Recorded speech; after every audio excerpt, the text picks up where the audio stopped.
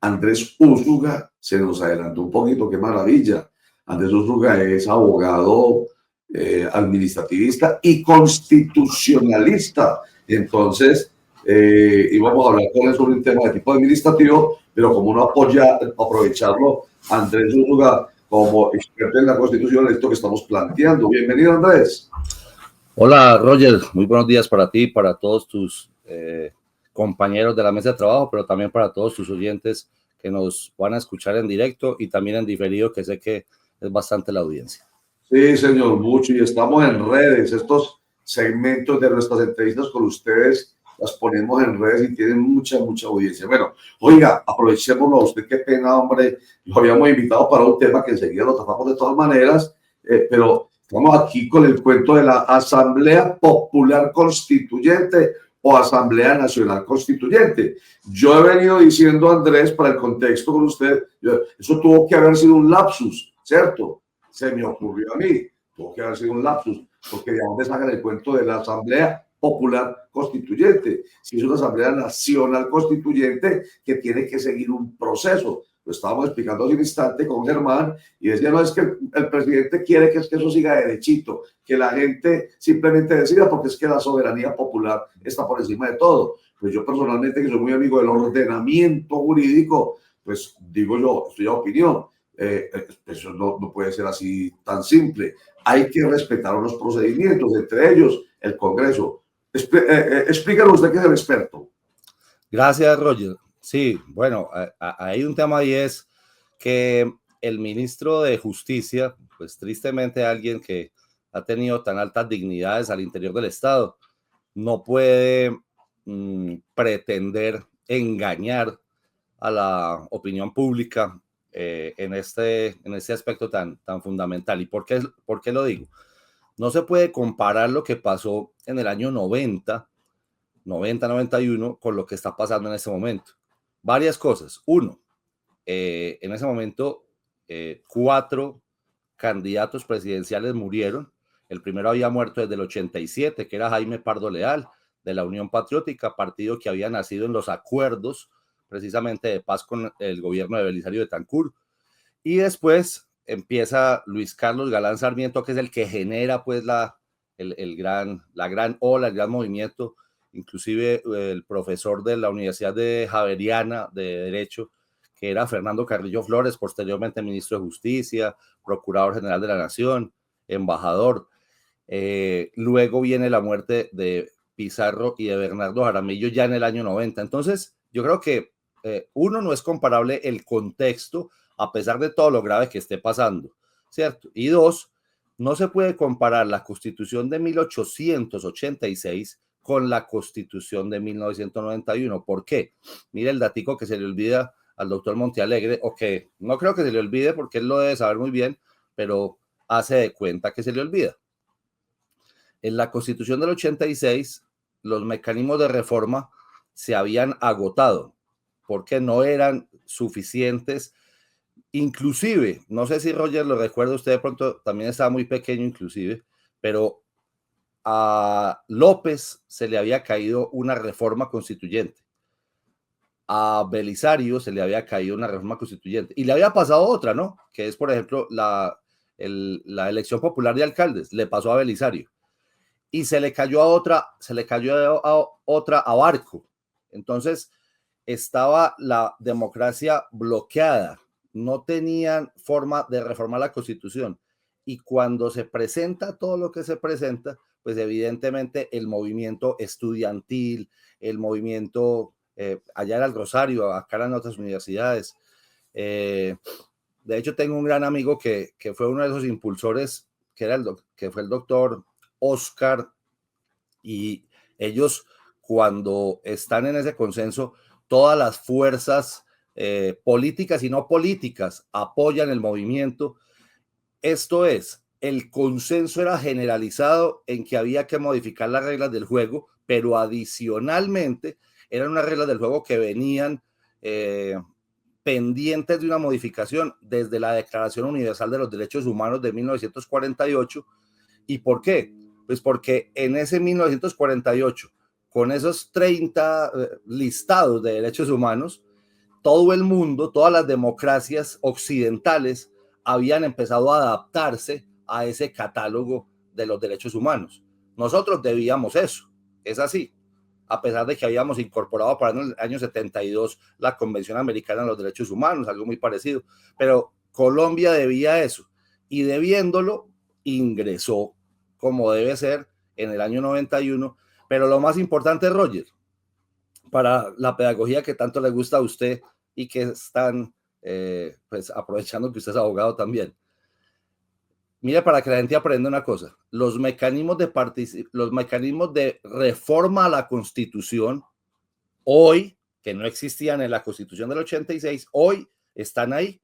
¿Y a dónde? Para que la gente, si los quiere buscar, están en los últimos 6 artículos de la Constitución Política de Colombia. Esto es, la Constitución tiene 380 artículos. Del 374 al 380 nos dice, colombianos, ¿ustedes quieren reformar la Constitución?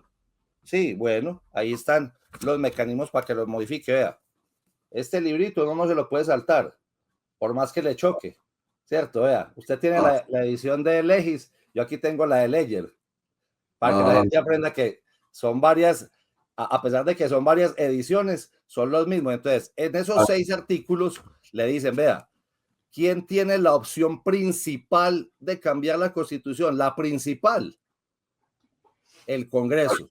¿Por qué? La gente no entiende una cosa. El 8 de marzo próximo, cuando votemos por Senado y por Cámara, los primeros que pueden proponer una asamblea, una reforma a la Constitución, pero parcial, ¿no? Parcial.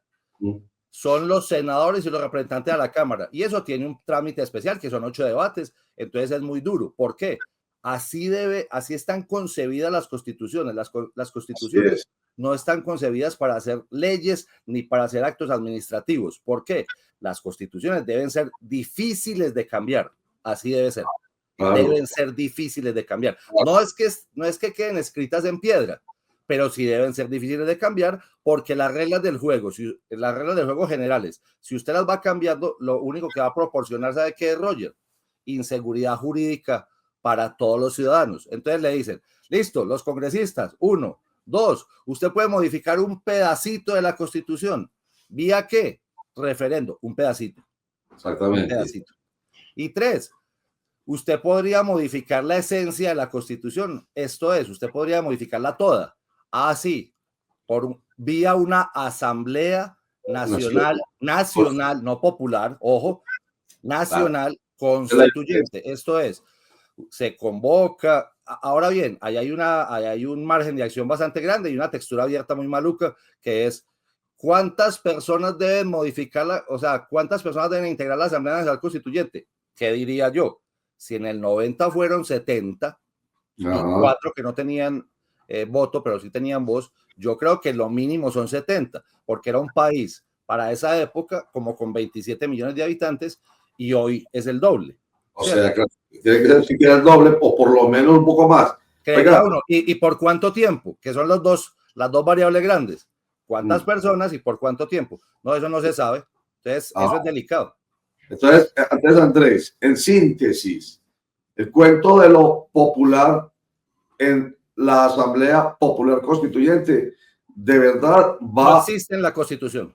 Por fuera de esto, está por fuera de esto, que es la que realmente este librito, que pues para algunos muchos no le prestarán la atención, pero hoy, a diferencia incluso de el periodo anterior, antes de 1991, Andrés, o sea, cuando regía la Constitución de 1886, la gente incluso tenía menos cercanía y menos conciencia de que existía una Constitución. Hoy, con esta Constitución ha habido un poco más de conciencia, pues porque precisamente tiene un carácter especial de la participación. Sí, el carácter soberano y la gente, digamos que se ha empoderado, pero eso precisamente deja en claro que este librito no puede ser saltado, y menos pues por personas con el conocimiento, se supone, el conocimiento, la experiencia y la experticia de alguien como... Roger, le digo una cosa, es que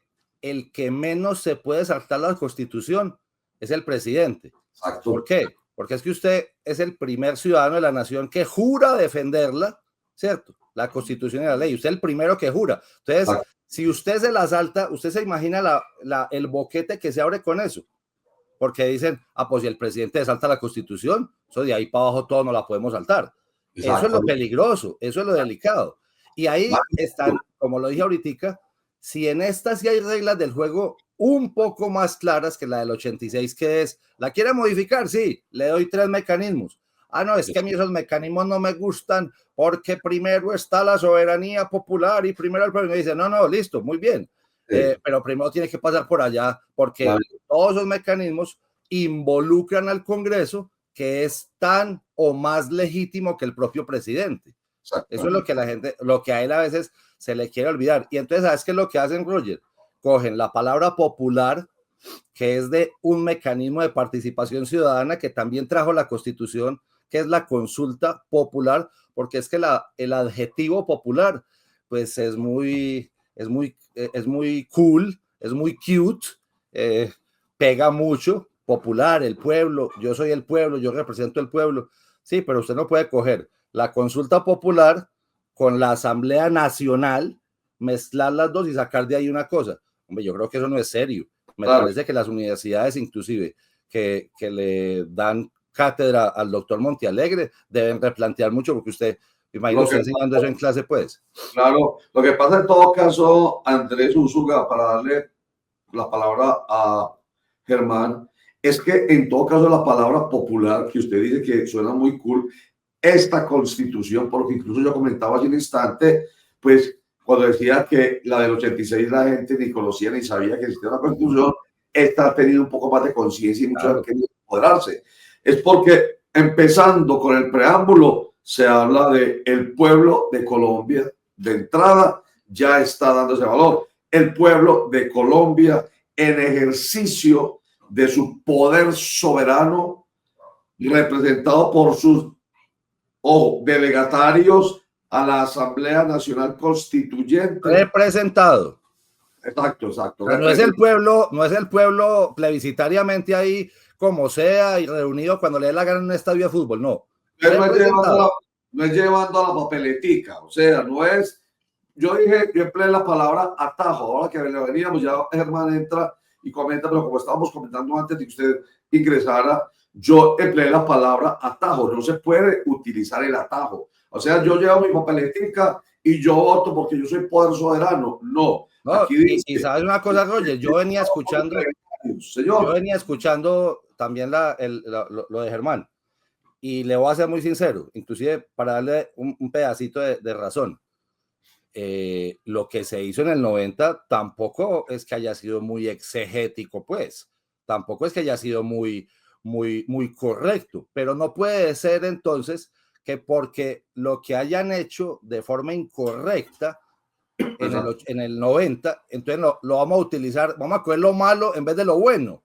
¿No? Si lo bueno de la Constitución hecha entre el 90 y 91 es darle al ciudadano y al poder un poquitico más de soberanía, un poquitico más de dignidad, pero también de seguridad jurídica, que es el elemento fundamental de seguridad jurídica, no puede ser que entonces digamos, no, como esa papeleta en esa época se recortó del periódico y no se contó y no se tiene una absoluta certeza de que hayan sido 3 millones de votos, como lo dicen en ese momento, entonces nosotros también hagámoslo por la derecha, hagámoslo así como nos salga, a lo chambón. Yo creo que no es la forma, mucho más cuando ya hay una regla del juego un poco más claras. Mire, mi maestro de Derecho Constitucional es uno de los que más duro le ha dado a la Constitución del 91, precisamente porque esa séptima papeleta pues no tuvo la rigurosidad desde la Registraduría Nacional del Estado Civil, rigurosidad.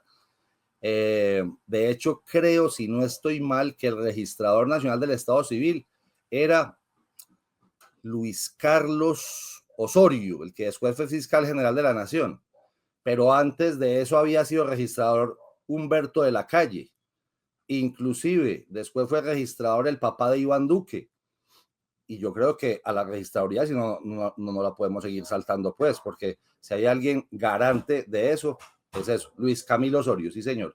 Luis Camilo Osorio era el registrador nacional del Estado Civil. Y les recomiendo, pues ya que estamos llegando a estos temas, Germán y Roger, yo que nos gusta, hay un libro muy chévere, que se llama El Estado Ladrón. Lo escribió un señor que ya murió, que fue delegado a la presidencia, que se llamaba Carlos Lemos Simons. No sé si se acuerdan de él. Él fue inclusive constituyente. Ese señor, le cuento algo. El prólogo de ese libro eran las columnas de opinión de él en el diario El Tiempo o El Espectador, no recuerdo bien, pero el prólogo lo escribió, diría yo, que el único presidente en Colombia que ha sido un gran constitucionalista, que es Alfonso López Michelsen. No de mis gustos como presidente, le dice ese libro. Ese prólogo lo escribe López Michelsen. Diga, qué buena producción tiene, los felicito. Eso fue de una. En ese prólogo, él cuenta la situación de la ilegitimidad de ese momento en el 90. Pero fíjese que después López arma las listas del Partido Liberal con su famosa Operación Avispa.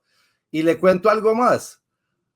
Roger, que lo conoció, Germán creo que también, no sé si lo alcanzaste a entrevistar. ¿Usted sabe quién era uno o el mayor crítico del proceso constituyente de 1990 en Antioquia? Y a nivel nacional le pesaba pues el criterio. Carlos Gaviria Díaz. Ah, claro. Absolutamente enemigo del proceso. Yo no sé si usted se acuerda de eso, Roger. Usted estaba de pronto en la universidad o ya un poquito más grande.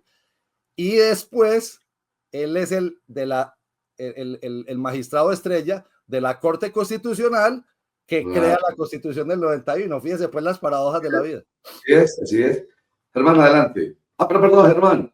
Espérame, Germán. Que todo esto que estamos conversando y aprendiendo, que es muy importante, que no nos pase simplemente hoy y ya.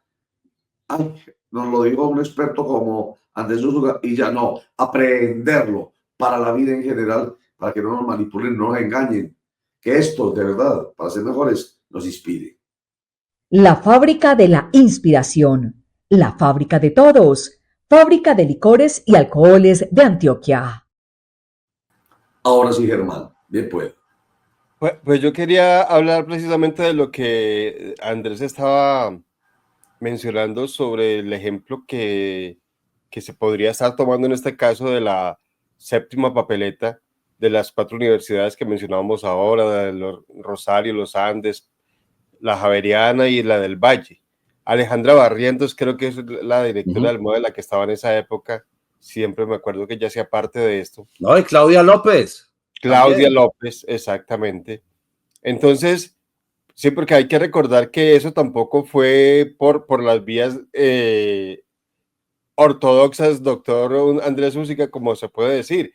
Fue digamos que informal, se recortaba del periódico, se llevaba, y bueno, Virgilio Barco parece que le sonó la idea y después fue Gaviria el que convocó a un plebiscito. Son dos decretos, digamos, Germán, son 2 decretos que legalizan como la informalidad de la séptima papeleta. Ahora bien, los decretos tienen un control constitucional. En esa época no existía la Corte Constitucional, la Corte es del 17 de febrero del 92, pero esos decretos finalmente son respaldados por la Corte, ¿cierto? ¿Y qué era la Corte? La Corte Suprema de Justicia, que tenía una cosita que se llamaba la Sala Constitucional de la Corte Suprema de Justicia. Solamente eran 4 magistrados. De hecho, uno de ellos, si no estoy mal, era el papá de Noemí Sanín, el doctor Sanín, un gran constitucionalista. Pero entonces, esos 2 decretos, si no estoy mal, uno que se llamaba el 926, fueron evaluados allá y dijeron que en torno al tema de la paz, que era necesario dar el aval a la séptima papeleta.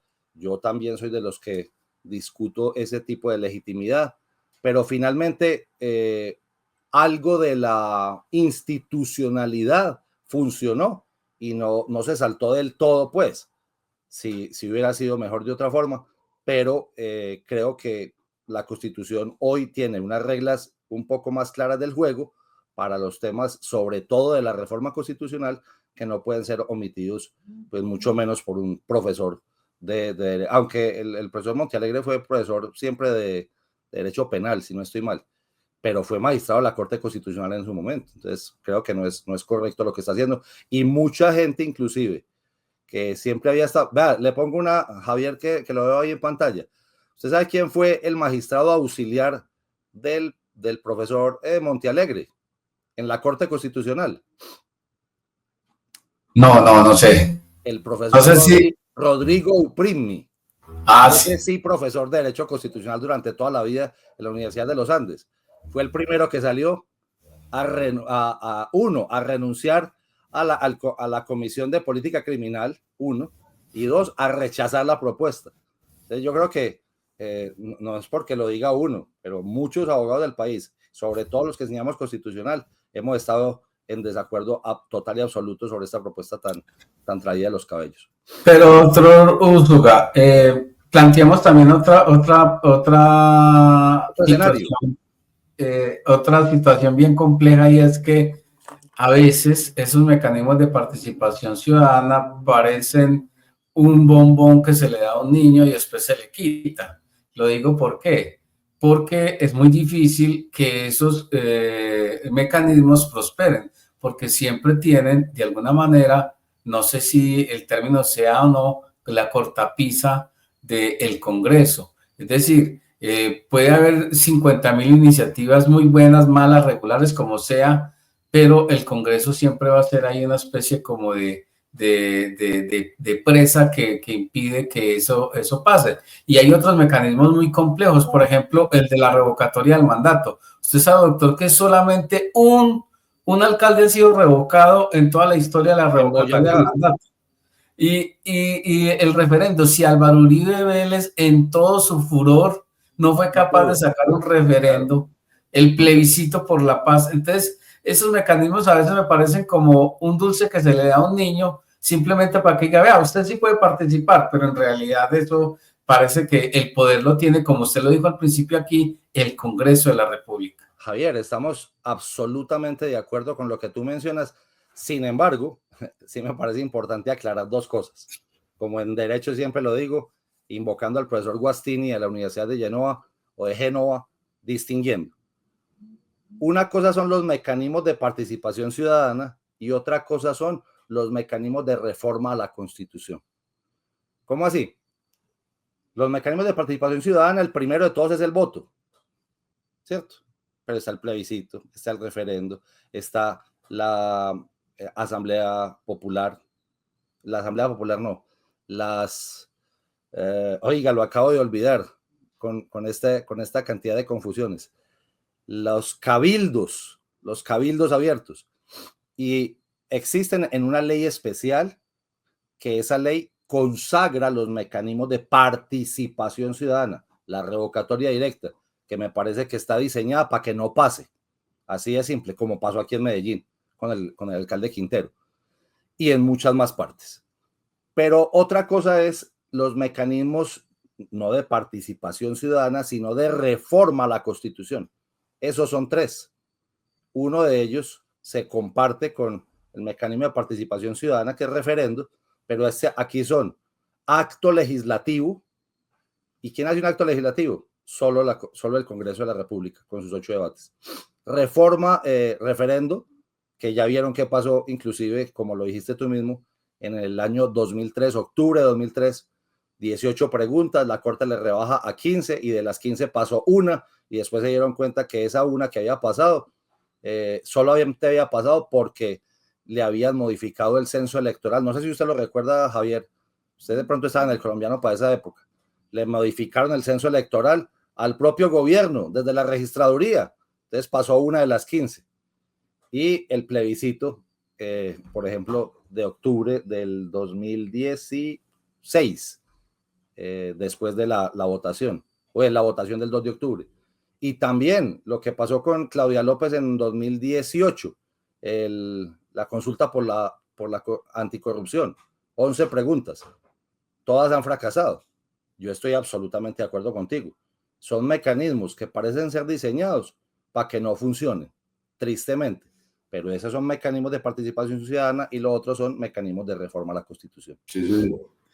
Hombre, Andrés Úrsula no solamente es, como aparece ahí en pantalla, abogado administrativista, sino constitucionalista. Y pues hoy lo habíamos invitado más en su experiencia como administrativista por un tema en mi rol de litigante. Lo que pasa es que teníamos que aprovechar el tema y aprovecharle su conocimiento en lo constitucional. Pero como sabemos que tiene que ir enseguida en 5 minutos, entonces simplemente un abrebocas con el tema ese y volvemos a contactar. Puede ser para mañana porque ese tema no lo podemos dejar afuera. Y es el de como compromiso del Estado. El Estado tiene que, ahí creo, no es el artículo 2 de la Constitución Política de Colombia, bueno, claro, tengo la Constitución, que habla de los fines del Estado. Así es, el artículo 2 de la Constitución. Sí, también tengo buena memoria, sí, y eso que no litigo, pero tengo buena memoria. Eso está muy bien. Esenciales del Estado: servir a la comunidad, promover la prosperidad general y garantizar la efectividad de los principios, derechos y deberes consagrados siempre en la Constitución, facilitar la participación de todos en la vida y en todo lo que los afecta desde el punto de vista económico, político, administrativo, cultural, etcétera. Depende, han dicho, el Estado no puede fallar. Yo lo voy a de manera muy sencilla. Ahí está, artículo 2 de la Constitución. Muchísimas gracias, José. Y lo que es que usted dice que tenemos un buen productor, dalo ahí. Gran producción, los felicito. Y ahí nos sale. José León Vasco, gracias. Óigame, un comentario. Es que una dama sufrió un accidente en la vía entre Caldas y Amagá. Se dice que allí hay cerca de 306 huecos en la vía y se presume que ese accidente de esa dama se debió precisamente a esa negligencia del Estado. Ahí está la fotografía lamentable. Un adelanto, y yo creo que volvemos a hablar. ¿Tiene el Estado responsabilidad por esa, digamos, negligencia de no, por ejemplo, mantener en buen estado las vías del país? Claro que sí, Roger, así es. Y si quiere le pedimos a la producción que nos publique el artículo 90 de la Constitución, que es la regla general sobre la responsabilidad estatal. ¿Qué significa esto? El Estado de Colombia, fíjese otra vez, desde 1991 está esa claridad constitucional, porque antes del 91 no existía una norma que dijera eso. Desde el 4 de julio del 91, que acabó de cumplir año la Constitución la semana pasada, 34 años, esa norma cumplió también 34 años. ¿Y qué dice? El Estado responderá patrimonialmente por los daños antijurídicos, o sea, contra derecho, que le sean imputables por la acción, esto es, se le disparó un fusil a un soldado, se le disparó la pistola a un policía, el carro de un estado, el carro de una entidad estatal me chocó y me hizo un daño o me mató. Y también, fíjese usted, por la omisión. Este caso preciso es la omisión. ¿Omisión de qué? Usted debe mantener las vías, la carpeta asfáltica en excelentes condiciones. ¿Por qué? Porque si los ciudadanos colombianos pagamos los impuestos, es precisamente para eso. Ahora bien, debe ser identificado de quién era la vía. ¿Por qué? Enseñémosle a la gente que las vías, pues no todas son del Estado nacional, no todas son del Estado departamental, ni todas son del Estado municipal. Si la vía era una interconexión entre dos municipios, probablemente sea del departamento. ¿Listo? Ajá. Si la vía es una vía nacional, uno a veces la logra identificar con la señalética que está ahí, pues responde quien en el Estado nación, quien en el Estado nacional está encargado de la vía. Que, ojo, pueden ser varias entidades. Yo he tenido demandas contra Invías o también contra la Agencia Nacional de Infraestructura o contra, a ver quién decimos, contra el propio ministerio. Quien tenga a su cargo la vía, o incluso uno demanda, por ejemplo, a la concesión, si la vía está concesionada y la llama en garantía. ¿Usted se acuerda de eso, Roger, cuando estudió Derecho Procesal? El llamamiento de garantía. ¿cierto? Entonces, es muy importante saber que la responsabilidad estatal, y ojo, nos acaban de poner el artículo 90 de la Constitución, 2 temas, por la acción y por la omisión, pero la jurisprudencia, Roger, ha desplegado otra responsabilidad, ya no solamente por la acción y por la omisión, sino por la extralimitación. Entonces, constitucionalmente, acción y omisión. Jurisprudencialmente se abrió la puerta a que la extralimitación de un agente estatal también produce responsabilidad. Y para que lleguemos a lo que le quería explicar hoy, y sí, me voy a quedar un poquitico más, hay 3 factores de imputación. ¿Qué significa eso? Hay 3 formas de endilgarle la responsabilidad al Estado colombiano. ¿Al Estado qué? Al Estado República de Colombia, al Estado Gobernación de lo que sea, del Putumayo, del Amazonas, de Antioquia o de Bolívar, o al municipio de Medellín, de Itagüí, de Bello, de Amagá, lo que sea. Las 3 formas son, una, la falla del servicio, que se puede comportar de varias formas. La negligencia, la omisión de reglamentos. Lo que pasa es que no lo puedo volver una clase, pues, porque la gente se me duerme y se me aburre. Está muy temprano para explicar eso así tan detallado. Pero lo primero es falla del servicio. En este caso que tú me acabas de contar, evidentemente es una falla. ¿En qué? En mantener las vías, la malla asfáltica de forma correcta. Si ahí hay algún tipo de accidente, responde quien esté a cargo de la vía. 2, lo que se llama en responsabilidad civil, no estatal, las actividades peligrosas. Entonces, el Estado responde aún más. ¿Por qué? Porque usted tiene armas, porque usted tiene carros de combate, tiene aviones, tiene helicópteros. Entonces, ahí pueden también derivarse muchísimas. Y hay una responsabilidad que es mucho más compleja, ¿cierto? Que se llama el daño especial. ¿Y qué es el daño especial? Es cuando el Estado, sabiendo que va a generar un daño, no que fue por una negligencia, una impericia, una violación de reglamentos, algo que en la falla del servicio, mire la diferencia, en la falla del servicio se repite contra el servidor público, contra el agente estatal. En cambio, en las otras 2, en el daño especial que estoy explicando, no necesariamente se repite contra el funcionario. Este daño especial, ¿por qué lo quiero explicar? Porque el Estado sabe que le va a generar un daño a un señor que tiene una finca y porque tiene que pasar una vía por la mitad de la finca. El Estado sabe que le va a generar un daño al señor. Entonces, ¿qué pasa con eso? Yo le genero el daño y lo indemnizo, inclusive sabiendo más o menos cuánto cuesta la indemnización. ¿Cómo funciona eso? No, el señor que es el dueño de la finca valora cuánto va a perder él porque el interés público, que es la vía que va a pasar por la mitad de mi finca, me va a quitar de mi patrimonio. Y eso el Estado me lo tiene que devolver. Entonces, no sé si lo dije muy rápido, pero es básicamente eso, Roger. Son 3 regímenes de imputación: la falla del servicio, a lo que le diríamos en el Estado las actividades peligrosas, y el daño especial. En este caso es falla del servicio. Y la falla del servicio tiene varias formas de presentarse. De nuevo, 1, negligencia, impericia, violación de reglamentos, que creo que es uno de los factores. Y entonces, las personas que hacen, demandan al Estado, ¿qué hacen? Demandan al Estado en una acción que se llama reparación directa. La reparación directa está en el artículo 140 de algo que usted menciona mucho acá, el CEPACA, el Código de Procedimiento Administrativo y de lo Contencioso Administrativo. Ese 140, ¿qué le dice?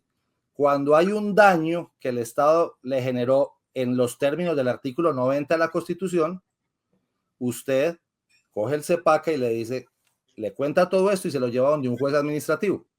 Ajá. Y el juez administrativo determina si evidentemente hubo una falla del servicio, hubo un riesgo excepcional o hubo un daño especial. Así se llaman los 3 regímenes: falla del servicio, riesgo excepcional o daño especial.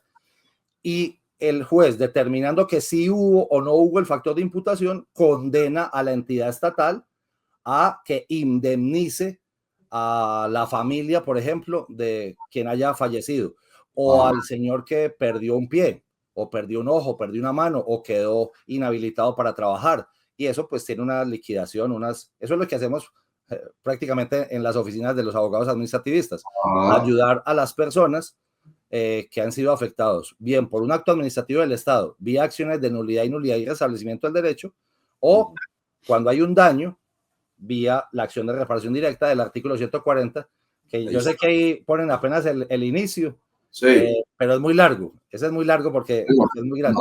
Tranquilo, por esa producción de nuevo. Pero bueno, pero muy diligente nuestro productor. Así bueno, aquí está precisamente el CEPACA.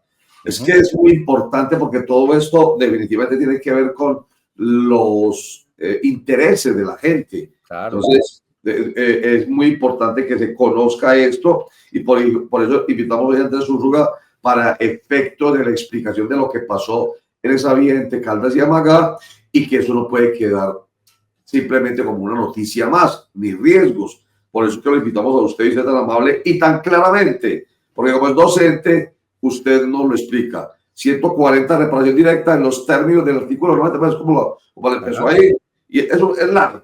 Pero para eso están los abogados administrativistas. Oiga, pero venga, como de todos modos usted nos regaló un momentico más y mencionó el ejemplo del señor y su finca, cuando le dicen qué pena, yo pero no vamos a parar por aquí una vía, eso es del interés general, se me vino a la cabeza el tema de, por ejemplo, el metro ligero del 80, por ejemplo, claro, o el tema del tranvía, en fin, de los moradores que tienen que entender que por el interés público ellos tienen que salir de su vivienda. La afectación de predios, se llama eso.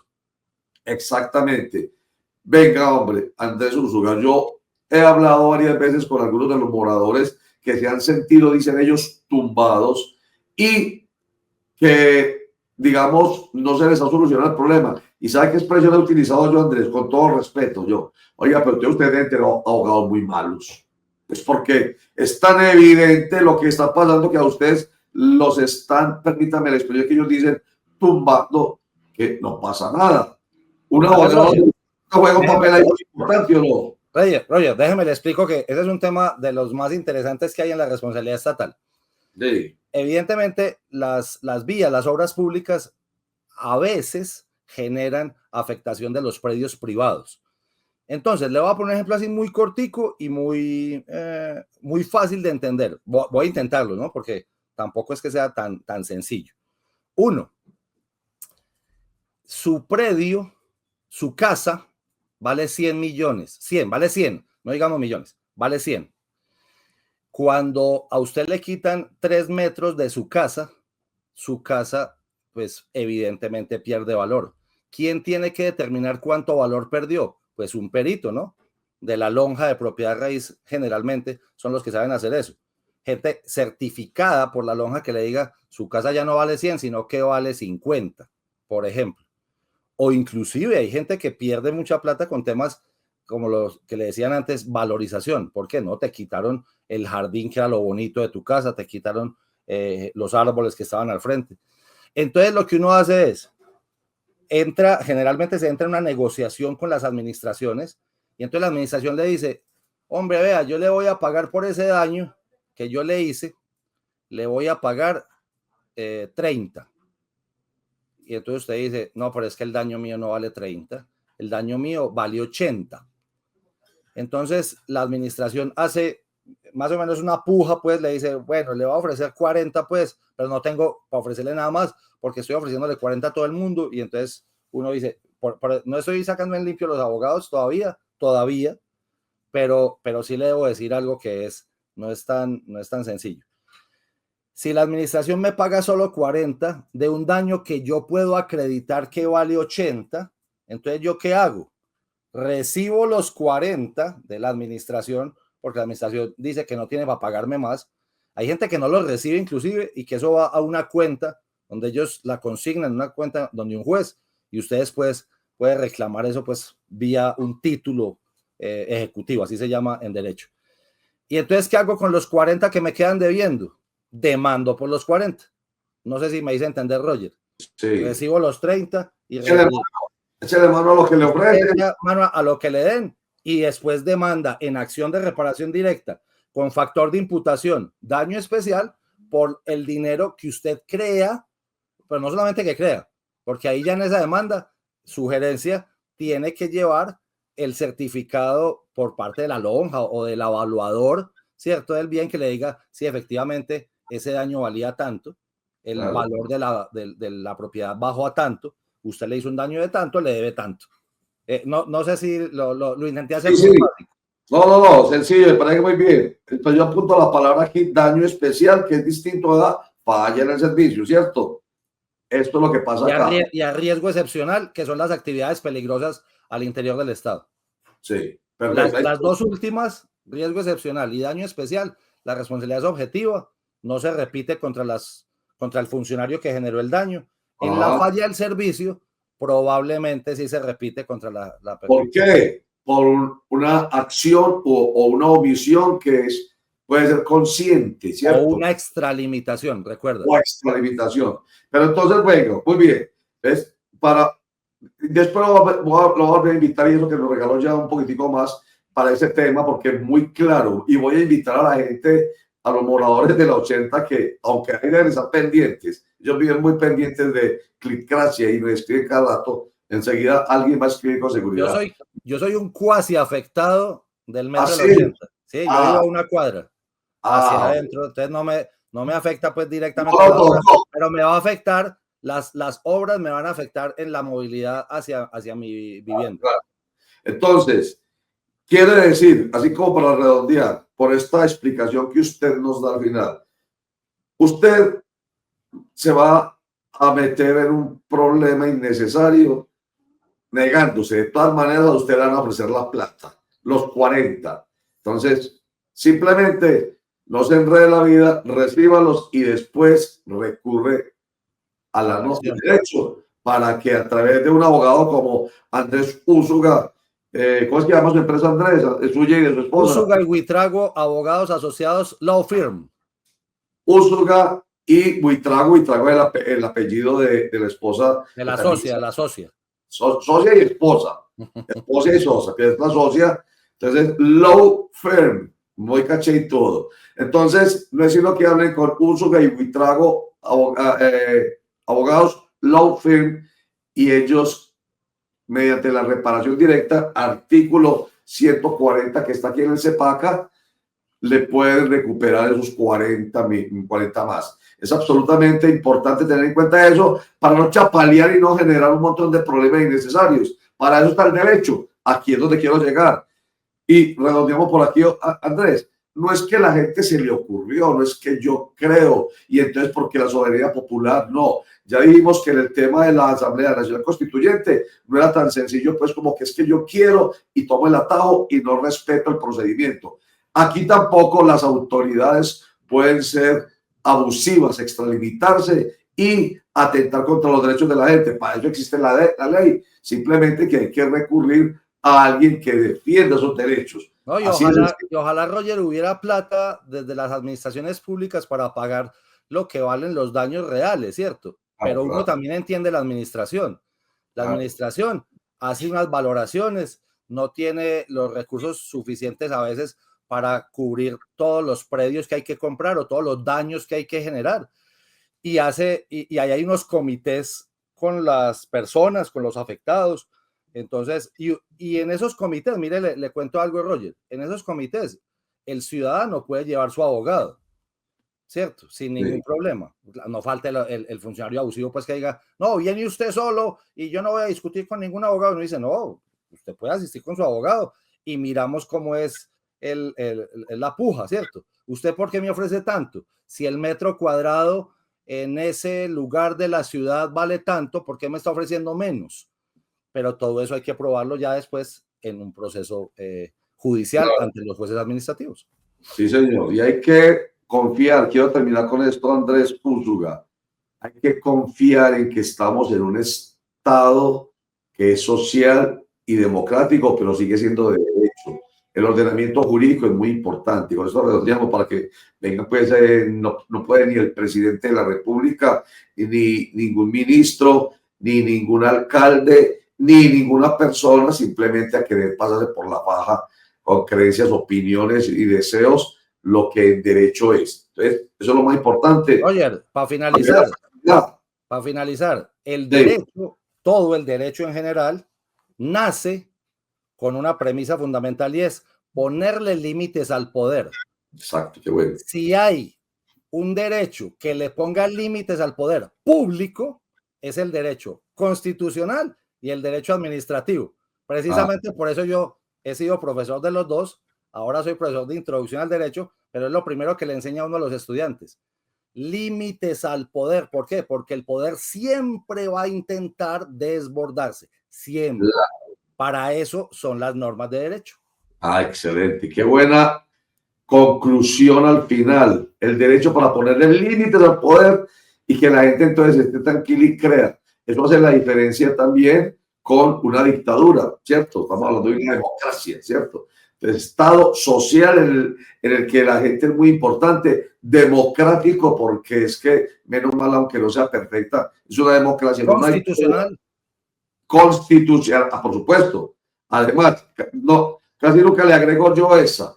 Estado social, democrático, constitucional de derecho. Maravilloso. Andrés Zúñiga, muchas gracias, hombre. Muy amable. Lo seguiremos molestando porque, pues, como profesor nos ayuda en este propósito nuestro de ayudar a entender. Muchísimas gracias. Un abrazo especial para ti, Roger, para todo tu equipo y para toda la gente. Un abrazo. Dios les bendiga. Muy amable. Felicidades, Andrés Zúñiga. Yo quedo muy satisfecho definitivamente con esta conversación y nuestros internautas y nuestros televidentes con absoluta seguridad también, porque queda uno empoderado, queda uno protegido, uno dice, no, ni riesgos, ¿cómo así? No puede haber poder que se desborde en un Estado social, democrático y constitucional de derecho. Esa es la conclusión.